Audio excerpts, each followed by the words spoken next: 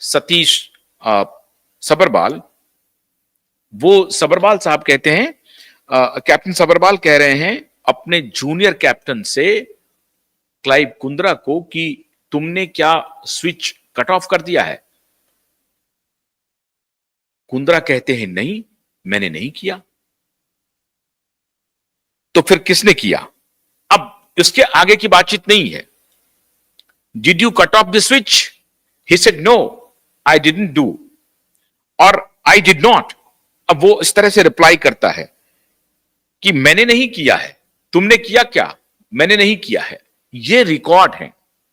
फिर उसके बाद वो लोग वक्त बर्बाद नहीं करते हैं, इमीडिएटली ये 1:38 पे, अब 1:38, फिर वो लोग, इसमें थोड़ा सा इन लोगों में हैरानी होती है कि अब क्या करें, दोनों स्विच कट ऑफ है, इंजन को फ्यूल नहीं मिल रहा है, ईंधन नहीं मिल रहा है, अब क्या करें? और थ्रस्ट नहीं मिल रहा है प्लेन को। थ्रस्ट का मतलब है टेक ऑफ करने के लिए जो पावर चाहिए इंजन को, प्लेन को, वो पावर गेन नहीं कर रहा है इंजन। दोनों पायलट एक दूसरे को देखते हैं और फिर एटीसी को ये सूचना देते हैं कि थ्रस्ट नहीं ले रहा है, फ्लाइट थ्रस्ट नहीं ले रहा है। उसके बाद दोनों को समझ में आती है, 1:38 पे पहला इंजन को उन्होंने स्विच को फिर दोबारा ऑन करते हैं। जो कट ऑफ था, जो नीचे की तरफ था, उनको फिर से उठा करके दोबारा ऑन कर देते हैं। फ्यूल और इंजन के लिए जो स्विच है उसको उन्होंने फिर दोबारा ऑन कर दिया 1:38 पे। और 1:38 पे 4 सेकंड के बाद महज उन्होंने फिर दूसरे इंजन के स्विच को ऑन कर दिया। दोनों इंजन का जो स्विच है, ये full authority dual engine control. अब ये जो FADEC है, वहां पे दोनों इंजन का जैसे ही इन्होंने ऑन किया स्विच को, तो FADC जो है, full authority dual engine control, ये अब पूरी तरह से ऑटोमेटिकली गेन कर लेता है और दोनों इंजन को फ्यूल देना शुरू कर देता है। अब FADC जो है, full authority dual engine control जो है, ये दोनों इंजन को ईंधन देना शुरू कर देता है और धीरे धीरे गैस, EGT जिसको कहते हैं आप, गैस बनना शुरू हो जाता है।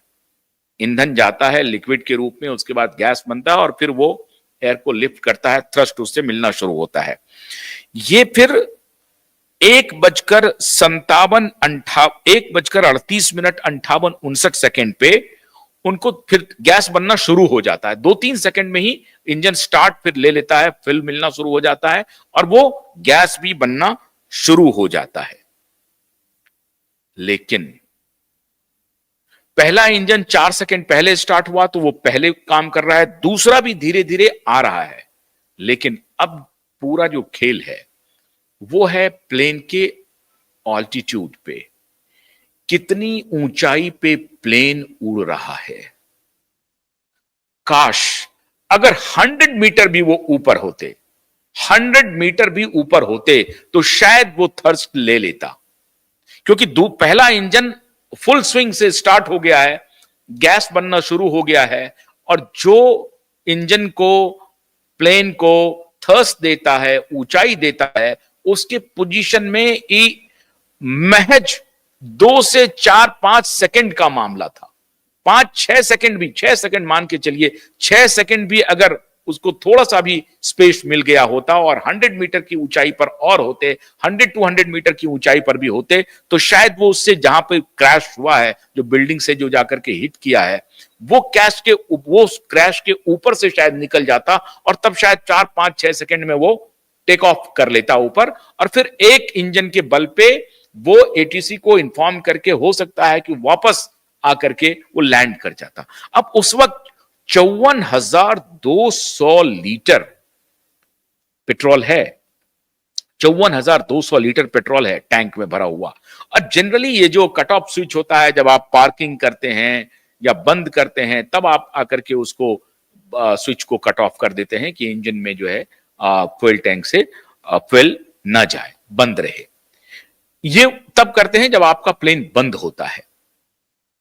लेकिन ये 100 मीटर और 100 से 200 मीटर मान के चलिए, अगर 200 मीटर तक भी प्लेन थोड़ा सा उसका ऑल्टीट्यूड ऊपर रहता और उसकी हाइट अपवर्ड रहती और ये थर्स्ट जो लेना शुरू किया, वो 5-6 सेकंड में स्थिति बदल जाती। आप मिनट नहीं सेकंड्स का मोल है मित्रों, मिनट नहीं सेकंड्स का मोल है। और इस फ्यू सेकंड से फिर वो प्लेन जो है वो क्रैश कर जाता है। और उसके बाद जो रिकॉर्डिंग है, आखिरी जो रिकॉर्डिंग है वो बंद हो जाता है। ईएफआर के जो रिकॉर्डिंग्स है वो फिर एकाएक बंद हो जाता है। 1:39 मिनट कुछ सेकंड में वो उसकी रिकॉर्डिंग्स वगैरह सब कुछ बंद हो जाती है। अब मित्रों, ये तो है डिटेल रिपोर्ट जो अभी प्रिलिमिनरी कहा जा रहा है, नॉट डिटेल्ड। ये प्रिलिमिनरी रिपोर्ट कहा जा रहा है। अब इस रिपोर्ट के बिना पे जो बिकी हुई फ्रॉड मीडिया है, इंटरनेशनल मीडिया, वो असली बात से ध्यान भटका रहा है। क्या यह मुमकिन है कि ऑटोमेटिकली हैक नहीं हो सकता है? वो मैनुअल चीज है, उसको हैक होना बहुत मुश्किल है। ये जो लोग कहते हैं कि क्या ये हैक हो गया है, ये इम्पॉसिबल है। ये मैनुअल है और ये मैनुअल इसके स्विच के ऑन ऑफ कट ऑफ में उसका कहीं ना कहीं मैन्युफैक्चरिंग डिफॉल्ट है जो शायद हुआ है। स्विच कट ऑफ दोनों पायलट में से किसी ने नहीं किया है। क्यों करेगा? वो मूर्ख नहीं है। एक को इतने दोनों पायलट को हजारों घंटे उड़ान भरने का अनुभव है और इसी बोइंग 787 को उड़ान भरने का भी अच्छा खासा लंबा अनुभव है। वो जो वेस्ट मीडिया टाल रही है इस पूरे मुद्दे को पायलट्स के ऊपर, वो पूरी तरह से संदेह के घेरे में है। अब क्यूवाइब का काम शुरू होता है।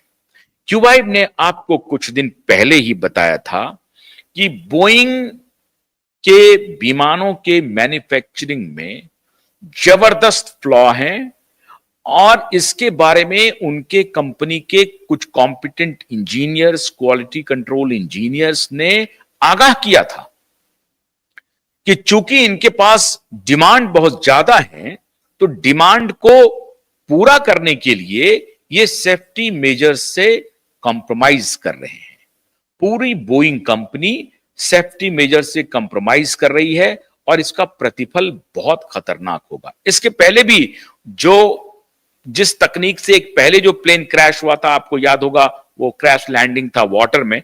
उस वक्त भी कहा गया था कि ये तकनीक को ठीक करना चाहिए। हालांकि इस रिपोर्ट में भी कोई तकनीक को सुधारने के लिए कोई विशेष, अभी चूंकि ये प्रिलिमिनरी रिपोर्ट है तो इस पे क्या हो सकता है, नहीं हो सकता है, कम से कम इसकी जानकारी तो बहुत लोगों को जो फ्लाइट में चल रहे हैं पायलट्स, उनको मालूम ही है कि साहब हमको फौरन से पेशतर इमीडिएट जो है ये नहीं करना है, कट ऑफ और इस पर हमको ध्यान रखना है, फिल मिल रहा है। लेकिन ये एक ऐसा बिंदु है मित्रों जो बहुत इंपॉर्टेंट है। अगर इंजन को ईंधन ही नहीं मिलेगा तो प्लेन कहां से उड़ेगा? इसलिए वो गलती तो कोई पायलट नहीं कर सकते हैं, कोई क्रू मेंबर नहीं कर सकते हैं, सेबोटाज भी नहीं हो सकता है।